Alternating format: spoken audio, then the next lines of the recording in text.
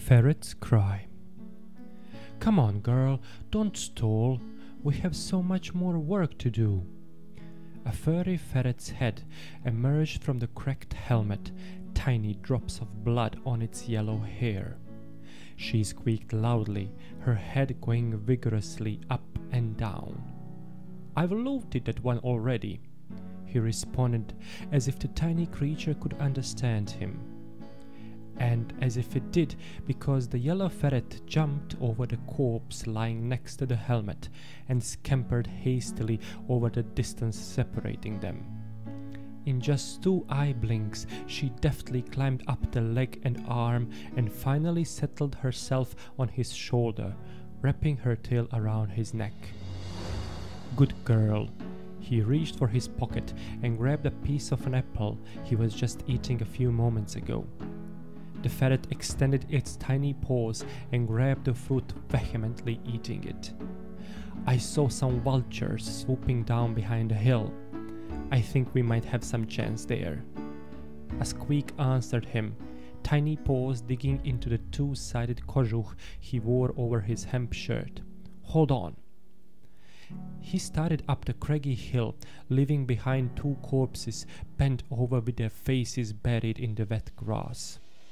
There was nothing valuable on them, probably just 2 peasants drafted to spill the blood in the name of their lord, and God knows what feud they were after. However, if he could find the remains of the lord himself, or just his guards, now there would be some loot worthy of taking away. Shh, honey, it's just vultures. He tapped the ferret on the head as she hissed in panic. I won't let them hurt you. A whimper came back to him as she settled down. You have to stop worrying so much, he continued talking. We don't do this every day, but we still do it anytime we have a chance. Another whimper from the ferret, and he nodded his head.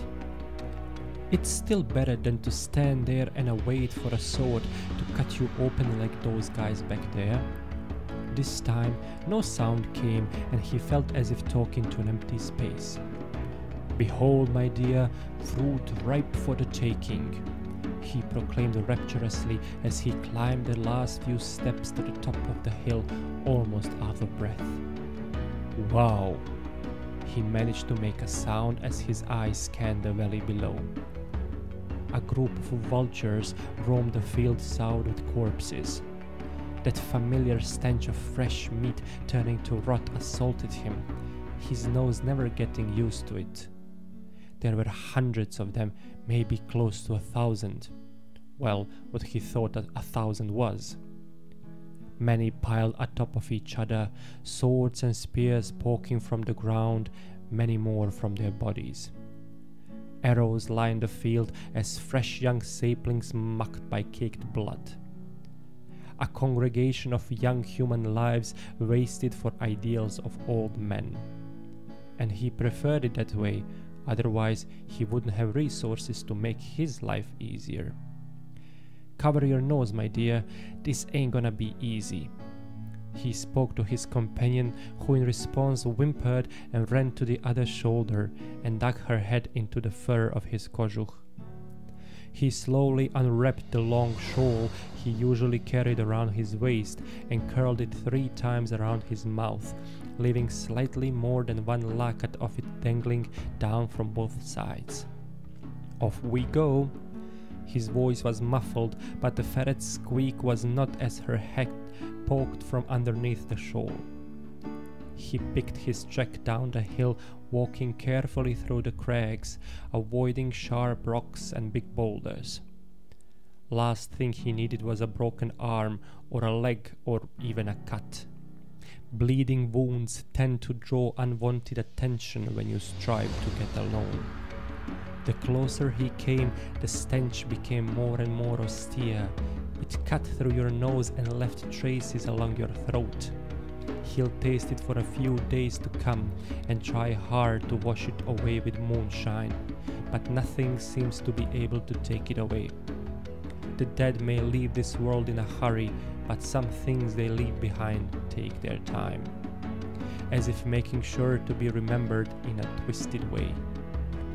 The vultures screeched in anger for being deprived of their lunch as their wide wings spread and took them to hover above them. He came across the first corpse. Gaping wounds slashed across his belly. His hard leather jacket, rimmed with wolf's fur, was torn in two by the middle. Strangely, his innards were not spilling out, but a killing blow must have spurted out parts of his last meal as it was crusted together with blood around his mouth. Young man barely saw more than 20 summers. Blisters on his palms, ones you get from plowing, not wielding swords. We won't find anything on this one. His voice was muffled behind the shawl, and the breath he took through his mouth made the bile even thicker, but he always felt the need to speak among the dead during his chore. It made it more humane somehow. He walked to the next body as the ferret chippered, her head poking out, tiny mustache twitching. All right, I'll say the words.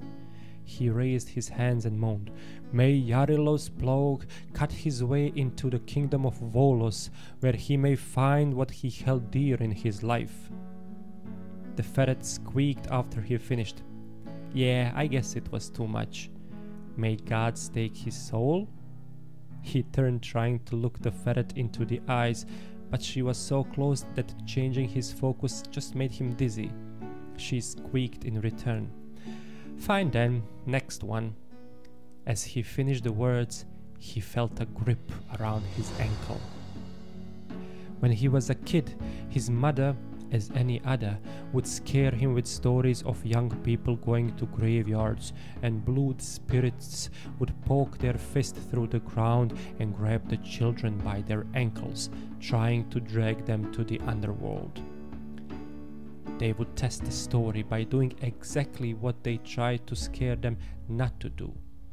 They would go to the graveyards, preferably at dusk, to make it more interesting, and huddle and wait for blood to come out. One of them would always grab somebody's ankle among the huddle, preferably girls'. The shivers you would feel racing from the ankle to your head were the moments he felt most alive. Oh, he was afraid. He was even terrified, like any other.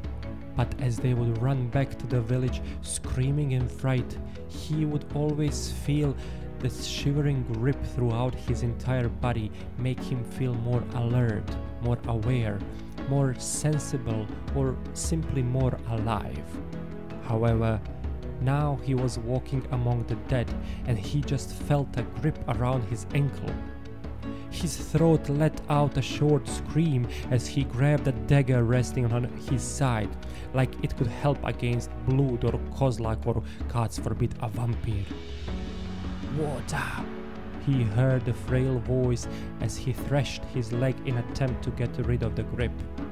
"Let go of me!" He managed to say, but for some reason the grip still held. As he jumped on one leg, suddenly he lost balance and fell on his buttocks, pulling the man for a few feet with him, his grip still on his ankle. "Some water before I die," the dying man managed to say as his grip loosened and finally let go. He heard the ferret scream right next to him. She probably fell to the ground as well. He scrambled back for a few more feet, his back hitting a rather sharp rock. "Damn you!" he yelled at the dying man, his eyes watering in pain. "Just give me water," dying man repeated, his dirty hand extending towards him, his fingers twitching. He ignored him for a few more moments until the surges of pain into his head subdued. The ferret stopped screaming, her voice turning to a whine. He wanted to soothe her, but the pain was still strong. His teeth clenched so hard that his entire jaw started to hurt, which was rather good because it averted the pain from his back. "Now, what were you saying?" he asked the dying man, slowly kneeling up, his hand still clutching the painful spot on his back. There was no answer, just his ferret's whine continuing strangely long. "Lost your will to drink, eh?" He tried to jest himself rather than the man, but still no answer. He carefully crawled on all fours to the lying man and finally saw that he no longer craved for water or anything else. It seems that he finished him when he jerked him and fell, because his head rested next to a rock that sported gleaming fresh blood. "That is rather unfortunate," he spoke out loud again, "and I had some water to spare." The man's fingers twitched again, for one last time, he hoped. Feeling somewhat guilty that he sort of finished him, and especially with his last wish unfulfilled, he took out his water skin and slowly dripped few drops on the man's fingers, and for a moment he thought he saw them twitch again. "May God stake your soul," he added, turning back to the ferret. Her voice turned to whimper as she slowly walked around the rock that so gleefully met with his back. "What's wrong?" he asked as she fell silent all of a sudden. "Uh-oh." He threw himself flat on the ground, his head close to the ferret and the rock she scampered behind. For a fleeting moment he thought he heard tinkling of small bells, like those that you put around horses or oxen neck during night not to lose them. Next moment he was pleased to confirm to himself that he did hear the small bells, as their sound came to him in stronger chorus. He squinted and gazed to the top of the hill from where he expected the newcomer to arrive. Instead of any man or woman, a rather huge-looking raven flew directly towards him, getting bigger and bigger. His heart raced and blood gushed to his head as he noticed that the raven could easily pick up his ferret and serve himself. But it subdued a little bit as the raven settled itself on the helmeted head few arshins away. It croaked towards two of them, but didn't seem aggressive or interested enough to bother them anymore. Its beak fell quickly into the dark underneath the helmet, but nothing came back in it. "May the gods..." He heard the voice above and behind him. Scream left his throat, taking half of the stinking bile from it. He turned to his back and quickly scampered backwards, his eyes wide in fear as he tried to discern the figure standing in front of him, sun directly behind it. "May the gods curse you, you old hag!" He spitted out the words as he finally discerned the newcomer. It was an old woman, ancient would be the better term, her heavy woolen dress covering most of her body and making her look like a big woolen ball. Two tiny bony hands poked from it, as well as thin neck that held a rather huge head, huge because of the dirty disarray that was her hair. However, her face was soft, a warm smile and two happy blue dots for an eyes. Strangely, he noticed she had all of her teeth. "You scared the gods out of me." She flashed him a soothing smile, one that could disarm any anger in few fleeting moments. "You should spend more time among the living, my son. You would then get used to people coming towards you with bells ringing." And for a proof of her words, she jingled the mess of her hair, and he saw that it was full of small bells. How in the name of Volos did he not hear her approach then? "What are you, woman?" he asked, still suspicious. "Liquor that came to drown me?" "Do you see a river around here?" she asked softly. I see your point." He nodded his head. "Wait, why did you say that instead of saying who you are?" He scampered few more feet backwards. "Because Baba Morana does not answer to any man," she answered with edgy voice bordering on growl. He raised his eyebrow for a moment, and then a smile crossed his face and turned into a laughter. You're funny. Fear finally fluttered away from him. Slowly, he stood up and glanced at his ferret. She was still hiding behind a rock, her small nose poking and two tiny eyes watching in silence. I get it now. Battlefield, dead souls, you being old as her. Nice comparison. Better than mine.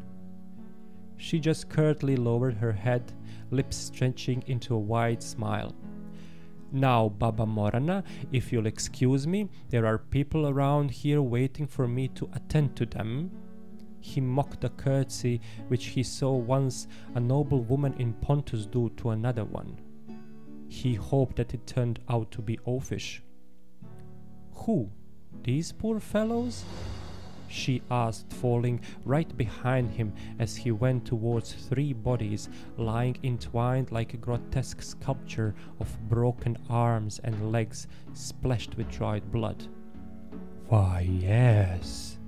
His voice switched to lower tones, mimicking the gadals of the tribes and their entranced state when they would receive the divine visions.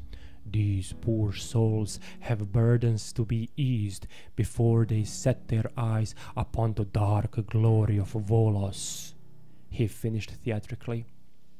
Old woman just stared at him, her eyebrows slowly rising. It does sound stupid talking like that. He smiled and shrugged his shoulders before kneeling down to the bodies. Somebody should tell that to all those gadals and snatchars. They should stop talking like that. Their act have been outdated, right? He did not turn to look at the old woman, instead focusing on getting rather a nice silver ring off the stiff finger. He should have cut his nails before battle, he murmured cautiously, trying to avoid cutting himself in rather long ones. Don't you respect the dead? Old woman's voice behind him asked rather bluntly. As much as, he retorted, finally managing to rip the ring from the finger. The hand fell back limply with a thud, tiny cracking sound coming after it settled. As much as they respected themselves. His moves were blunt as he grabbed other arm protruding from the pile, which is not at all. They say that the dead should not be touched or you provoke the ire of gods. Old woman slowly bowed to her knee and reached with her hand to the pale face. She pressed her thumb at the forehead and gently caressed the lips with her forefinger. They who? He backed away from the pile when his eyes didn't notice any more jewelry on the remaining bodies. He'll come back for the weapons and clothes if nobody beats him to it. Dedovian Velki? Of course they would say it. They are the ones that built entire rituals around the dead so that they can actually do something without doing much. He looked around, scanning for closest bodies, and repeated absently, of course they would say it. What about their loved ones? Old woman kept questioning as she proceeded with her ritual on other remains. This made him look back at where he left the ferret, and his heart thumped hard when he didn't see her. First thought was on the vultures, but the clenching feeling his stomach was getting stopped. When he saw her small head poke up from behind a rock, he hit his back on. His ears registered a frail sound of her whining, but he ignored it as soon as he saw her alive. They were obviously not loved enough when someone can forsake his life so easily for other. He answered slowly, walking towards the corpse that fell over a boulder bigger than him. Old woman followed his steps. Something bad must have happened to you long time ago, she added, frail morsels of a laughter coming from her throat. He would have been offended, even angered by it, if he only cared. Yes, something did happen. He knelt down, grabbed the copse of hair and pulled the limp head up. I figure out that the dead don't care. It was always the living ones that made all the fuss. He smiled at the woman and shrugged his shoulders while his free hand pulled hard on the chain that circled the stiff neck. "You truly are a piece of something." Woman nodded her hairy head, and for a moment it reminded him of a peacock. Mucky and dusty one, but a peacock nevertheless. Beautiful yet completely useless creature. The comparison made him chuckle through his nose as the old woman gazed questioningly, but he ignored her and instead waved with the silver chain back to his companion. The ferret just circled the rock, still whining. She'll come around," he spoke out loud. Spending so much time alone, he made it a habit, mostly to comfort and calm himself. "You love that creature, don't you?" Old woman asked as she approached the body he stepped back from to do her ritual. "Like I said, living people just make fuss. He stopped for a moment.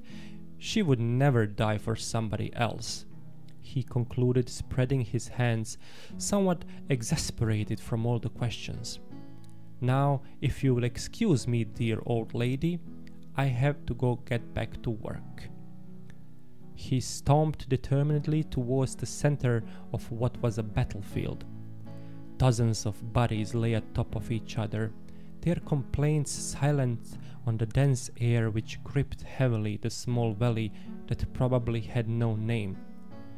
God-forsaken piece of land that the wolves probably avoided to piss upon, lush with thick blood of poor, stupid creatures that only left the tears as their memory. Luckily, tears eventually dry up as well as the blood, and only white bones garnish the landscape. His thoughts were so strong that she could almost taste them, the anguish in them so strong that it somehow managed to become determination, a will to live and prove the world wrong.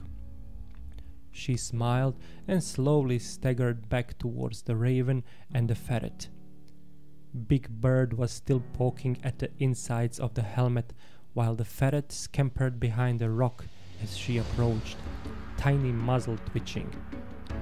"Interesting friend you got over there," she spoke to the ferret, coming close to the raven. The small creature stood on its hind legs and whimpered for a moment. "He holds you in highest regard." The ferret squeaked, its entire body nodding up and down.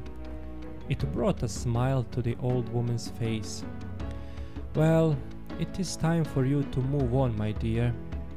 She tapped the raven's head with her thumb and slowly caressed its beak with forefinger. The ferret whimpered and uncertainly took few steps away from the rock. "Strange indeed he is. He has forsaken the living for the company of the dead." Old woman turned to the ferret and slowly walked towards the rock. The ferret scrambled away to the side. "Who am I to take that away from him?" Baba Morana knelt down to the skinny body wrapped in two-sided kožuch, its head resting on the rock, small pool of fresh blood flowing over it. Her thumb pressed his brow as her forefinger gently slid over his dried lips. The faint glow in his bright green eyes slowly dimmed. "Come, my dear," she extended her hand to the ferret. "I won't take your loved one away from you." The ferret skipped towards the old woman's hand and quickly climbed over the length of her arm. Baba Morana's thumb gently pressed on her small head and forefinger fondled her tiny muzzle. The raven croaked at the descending vultures.